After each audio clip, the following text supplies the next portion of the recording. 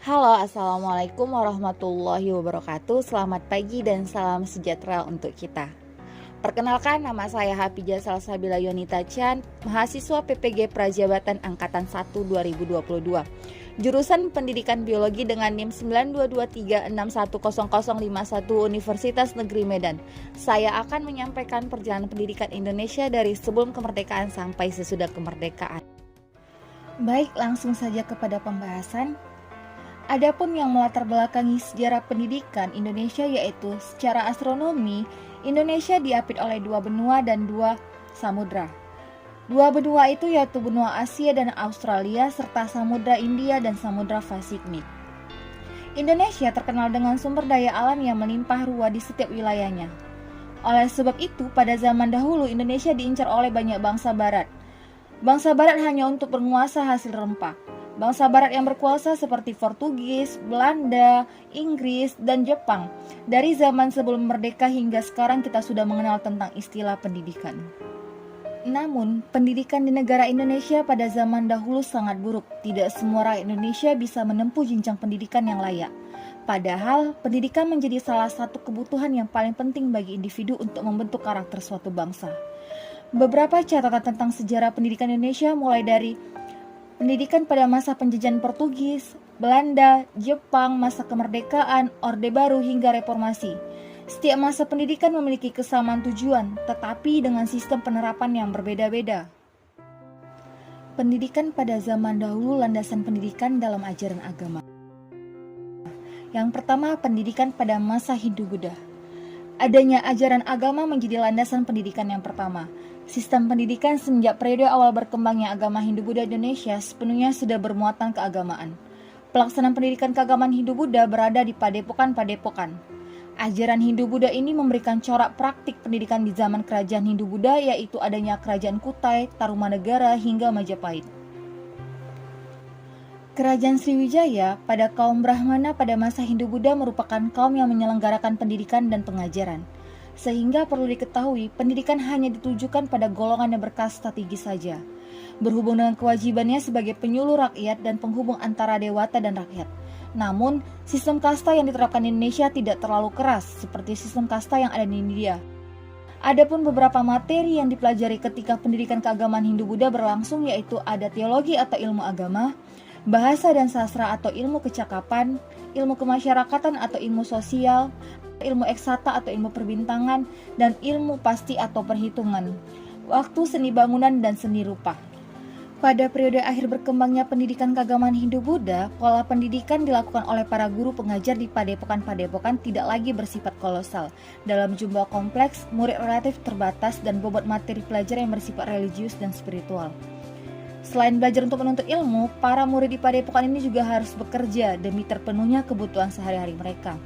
Jadi dapat disimpulkan bahwa pada masa pendidikan keagamaan Hindu-Buddha memiliki ciri-ciri pendidikan bersifat informal, karena proses belajar mengajar tidak melalui institusi yang formal. Berpusat pada religi yaitu agama Hindu-Buddha, bersifat aristokratis di mana pendidikan hanya diikuti oleh segolongan masyarakat saja, seperti para raja dan bangsawan serta pengelola pendidikan merupakan kaum Brahmana untuk agama Hindu dan para biksu untuk agama Buddha. Allahu Akbar, Allahu Akbar. Kedua, pendidikan Islam saudagar asal Gujarat pada abad ke-13 menjadi salah satu ciri dari mulanya pendidikan berlandaskan ajaran agama Islam di Indonesia.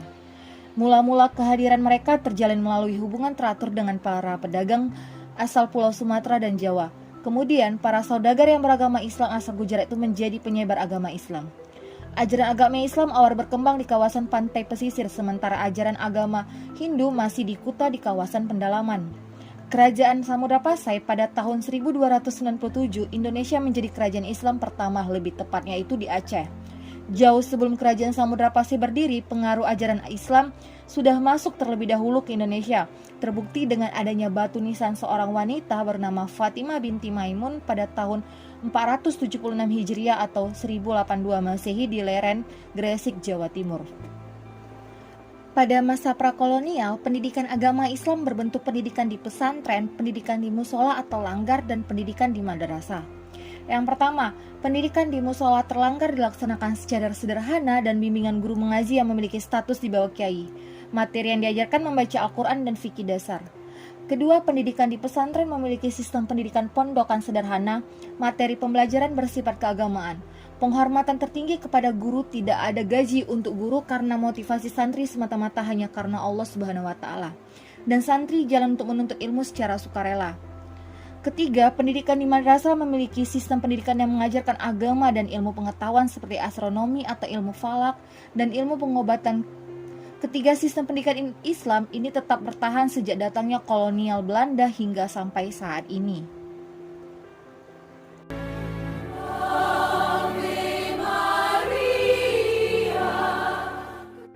Ketiga, pendidikan Protestan dan Katolik. Pendidikan Protestan dan Katolik bermula dari abad ke-16 melalui orang-orang Portugis yang menguasai Malaka. Portugis memiliki usaha mencari rempah-rempah untuk dijual di Eropa. Hal ini dikarenakan harga rempah-rempah pada saat itu sangat mahal. Portugis memiliki kesamaan misionaris Katolik Roma yang berperan ganda sebagai penasihat spiritual menempuh perjalanan jauh disertai menyebar agama-agama yang diyakini pada setiap tempat yang didatanginya. Setelah Portugis dan Katolik Roma, penduduk di suatu pulau menjadi penduduk setempat sebagai penganut Katolik Roma merupakan usaha utama yang mereka lakukan. Kemudian untuk mendidik anak-anak setempat didirikanlah acara seminar-seminar. Namun hanya sekitar setengah abad atau 500 tahun kekuasaan Portugis itu bertahan dan tidak berlangsung lama karena diusir oleh Spanyol. Kemudian sistem pendidikan agama Kristen Protestan tersebar di bawah pengaruh bangsa Belanda di Indonesia.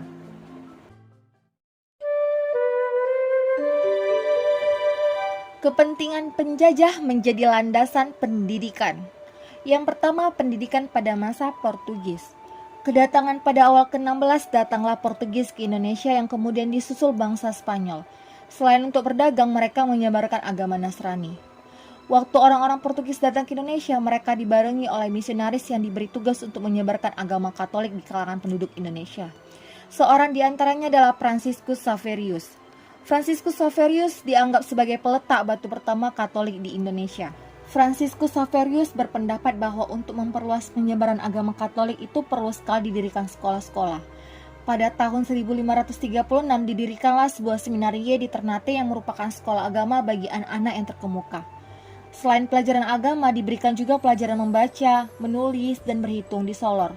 Juga didirikan semacam seminaria dan memiliki kurang lebih 50 orang murid di sekolah ini juga diajarkan bahasa Latin. Pada tahun 1546 di Ambon sudah ada 7 kampung yang penduduknya beragama Katolik. Ternyata di sana juga diselenggarakan pengajaran untuk rakyat umum. Karena sering timbul pemberontakan, maka pada akhir abad ke-16 habislah kekuasaan Portugis di Indonesia. Hal ini berarti habis pula riwayat misi Katolik di Maluku.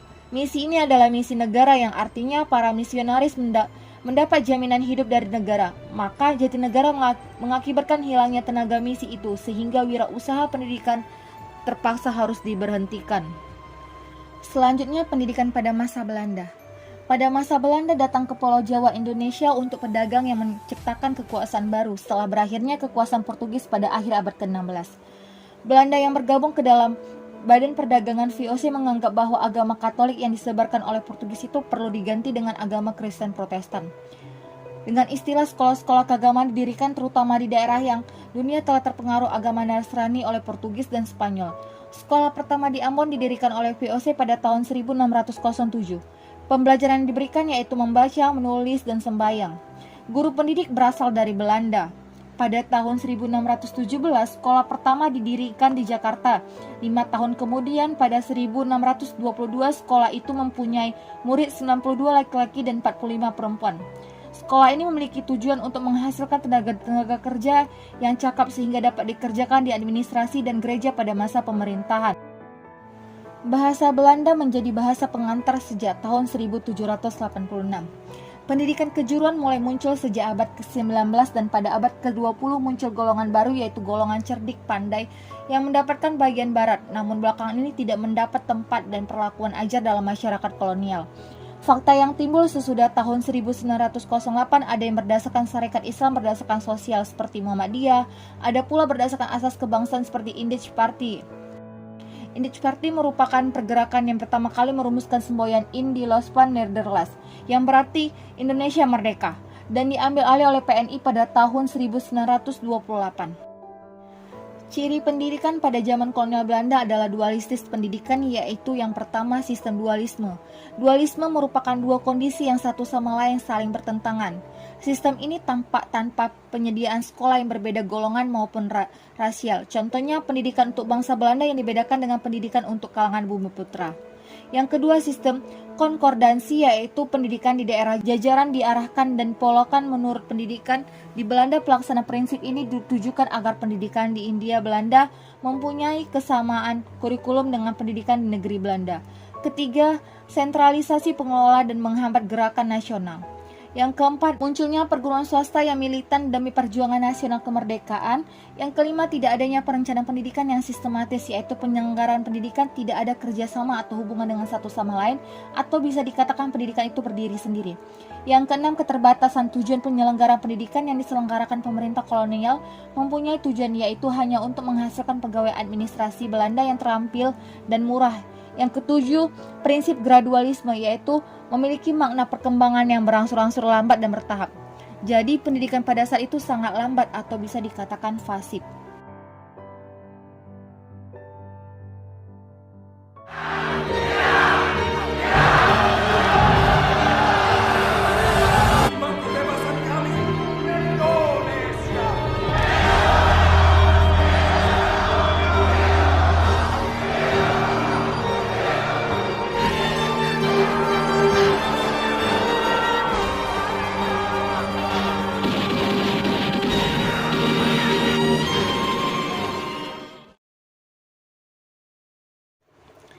Selanjutnya, pendidikan pada masa Jepang.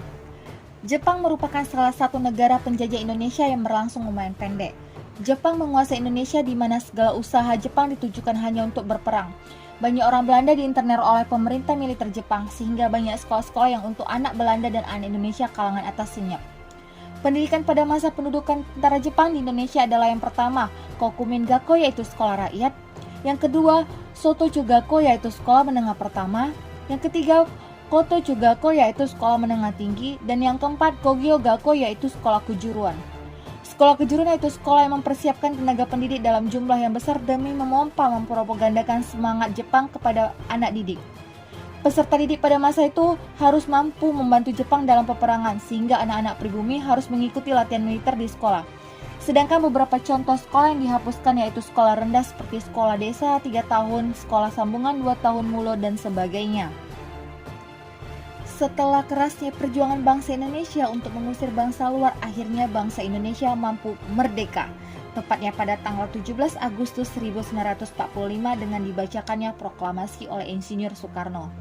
Sulitnya menggapai pendidikan serta jauh dari wawasan, lalu bagaimana wajib pendidikan Indonesia pasca kemerdekaan? Mari kita saksikan.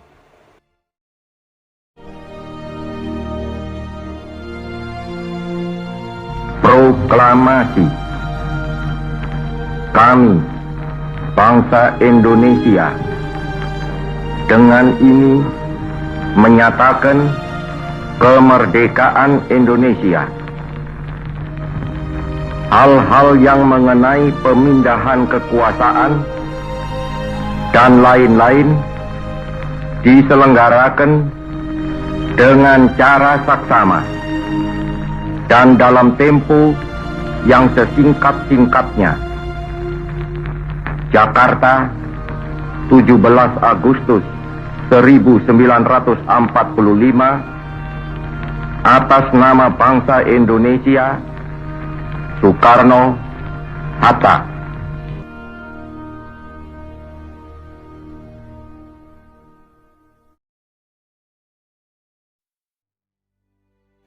Pada masa kemerdekaan, tepatnya pada tahun 1945 sampai 1950, lepas dari penjajahan, bangsa Indonesia membentuk pendidikan dan pengajaran berdasarkan ideologi bangsa sendiri.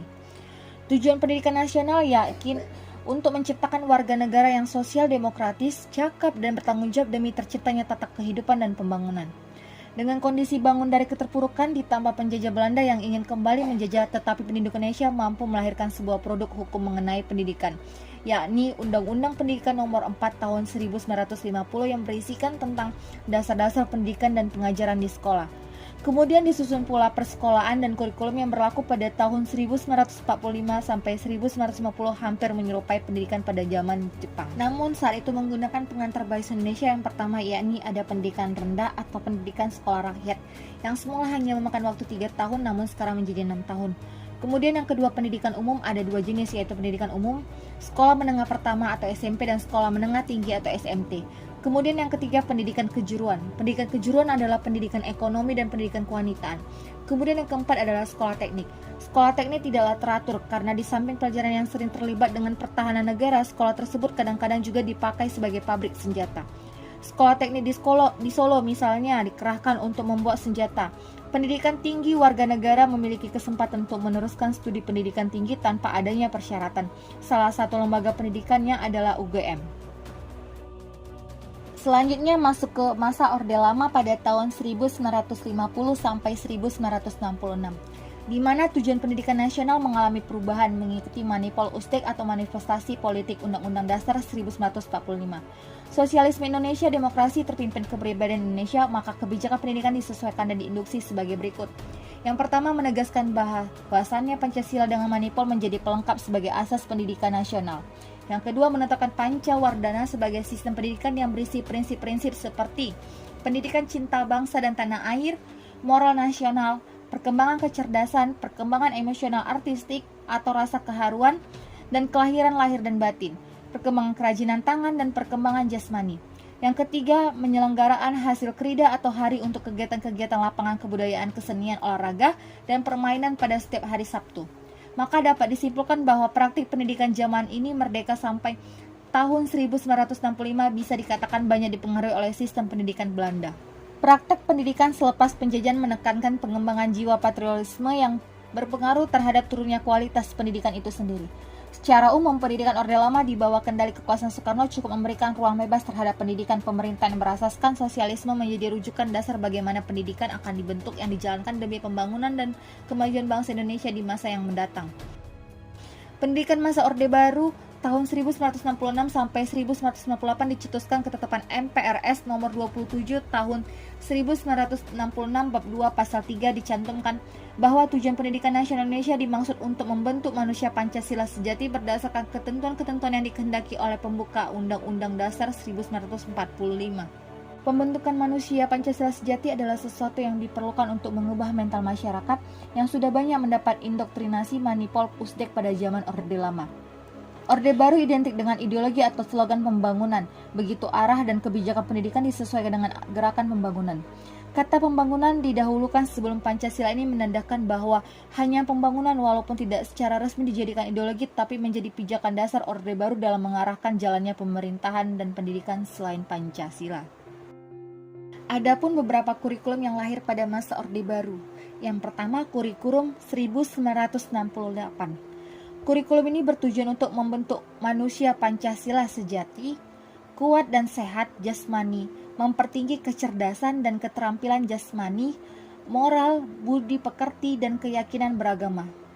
Kemudian yang kedua, kurikulum 1975, yang menekan kepada tujuan agar pendidikan lebih efektif dan efisien berdasarkan MBO atau manajemen objektif.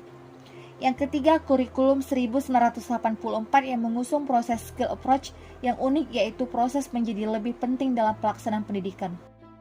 Keempat, kurikulum 1994 yaitu kurikulum yang merupakan hasil upaya untuk memadukan antara kurikulum 1975 dan kurikulum 1984. Kurikulum ini dikategorikan sebagai kurikulum paling padat karena siswa mendapatkan banyak beban belajar yang harus dituntaskan. Kurikulum ini bersifat kurikulum inti, sehingga daerah yang khusus dapat mengembangkan pengajaran sendiri disesuaikan dengan lingkungan dan kebutuhan masyarakat sekitar. Selanjutnya, pendidikan pada masa reformasi. Pendidikan pada masa reformasi pada pemerintahan B.J. Habibie ditetapkan kebijakan otonomi daerah yang pada mulanya masalah pendidikan serba ditangani pemerintahan pusat tanggung jawab. Masalah ini bergeser ke pemerintah daerah. Pada dasarnya pula disebut aturan-aturan yang dapat menghambat kreativitas dan kebebasan mahasiswa. Pemerintah Megawati menghasilkan RUU Sisdiknas yang kemudian menjadi UU Sisdiknas. UU Sisdiknas kini justru melalaikan tugas utama negara sebagai pengayom masyarakat. Mengurusi soal pendidikan agama tersebut lebih utama, misalnya dapat memperoleh pendidikan gratis justru lepas dari perhatian pemerintah. Kemudian, bagaimana kurikulum pada masa reformasi? Kurikulum pada masa reformasi yang pertama, kurikulum berbasis kompetensi atau KBBK pada tahun 2004 dalam kegiatan belajar mengajar tidak hanya berlangsung di lingkungan sekolah tetapi juga di lingkungan warga dan masyarakat. Siswa dituntut untuk aktif dalam memperoleh informasi dari guru, diposisikan sebagai fasilitator dalam memperoleh suatu informasi. Kemudian yang kedua ada kurikulum tingkat satuan pendidikan atau yang kita kenal KTSP pada tahun 2006. Secara umum KTSP tidak jauh berbeda dengan KBK, namun perbedaannya terdapat pada desentralisasi sistem pendidikan. Pemerintahan pusat menetapkan standar kompetensi dan kompetensi dasar, sedangkan sekolah dalam hal ini guru dituntut untuk mampu mengembangkan dalam bentuk silabus dan penilaiannya sesuai dengan kondisi sekolah dan daerahnya.